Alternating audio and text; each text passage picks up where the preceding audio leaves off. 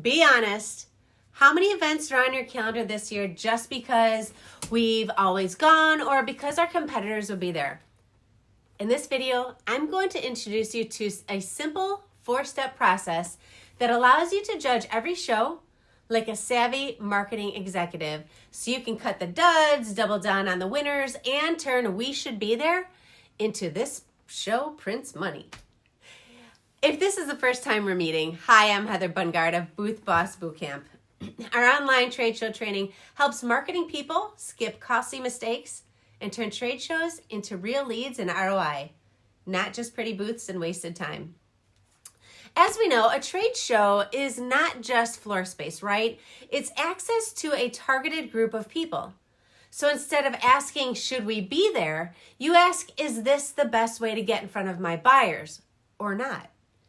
Let's turn that into a simple system. Step 1, start with your people, not the show. Most teams start with a show list, and that's not the right starting point. The people you want to start with are your ideal customers.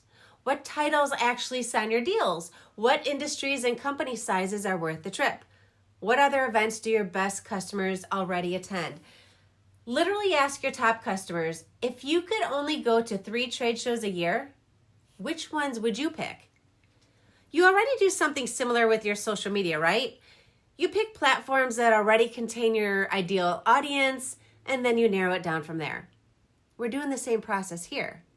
And any show where your ideal customers aren't at least 70% of who attend, they're going to go into the maybe someday pile, not in the perfect fit pile. Okay, step 2, score shows like an expert by scoring each one via 3 categories: fit, flow, and economics, ranking them each from 1 to 5 for each one. For fit, you're going to want to score the percentage of attendees that match your ICP, and then the percentage of those ICPs that have real buying power. For flow, you will score the size and quality of traffic in your zone. To get this information, you can ask the show for heat maps or for past attendance by hall. You also want to know if there are sessions, pavilions, or anchors that pull people past your area. Then lastly, economics. You'll score the all-in costs, the space, booth, travel, staff, shipping, sponsorship, etc. And then your average deal size and close rate from the shows.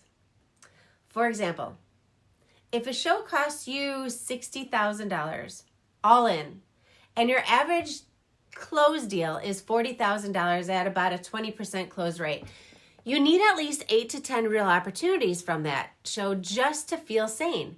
Now, if that sounds impossible, the show is a branding opportunity and not an opportunity to increase your pipeline. So then just treat it that way or cut it. Your goal is to prioritize shows with high fit, solid flow, and economics. Moving on to step 3, request proof before you sign. Before you start wiring a deposit, ask the organizer for real data, such as the attendee breakdown, which would be their titles, industries, company sizes, etc. Number 2, you want a sample list from maybe last year. Number 3, you want the average attendance in your hall and or your zone. And number 4, case studies or benchmarks from exhibitors just like you. Good shows are happy to share this information, but bad ones, they hide behind the, we don't have that information. Also, you might want to ask, can we get a session panel or workshop? And also, can we access the attendees list for our pre-show outreach for this year's attendees? If you can't put your messaging in front of the right people before and during your show, your odds drop fast. Events are just one wheel in your overall marketing machine, so they need to feed content, relationships, and leads. Moving on to step 4. Now build the list. You want to build the list and then cut ruthlessly. Once you've scored all your shows, start start sorting them. Tier A would be 2 to 3 perfectly fit shows. Tier B, you're going to do 2 to 4 good potential shows.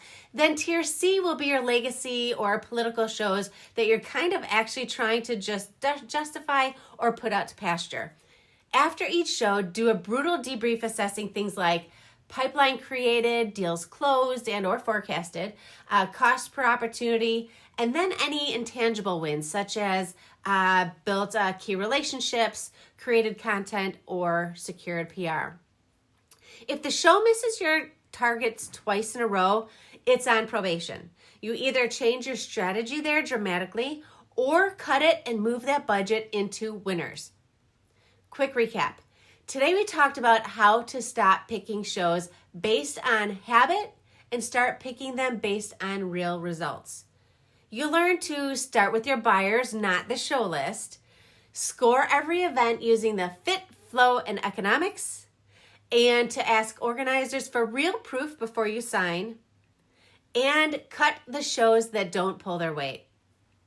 Do that consistently, and you stop guessing and start investing in shows that actually pay you back. So the next time someone in the room says, "We should be there," you get to say, "Great, show me the math." And if you found this video to be helpful, don't forget to click subscribe below so you don't miss more trade show tips that will move the needle. Bye for now.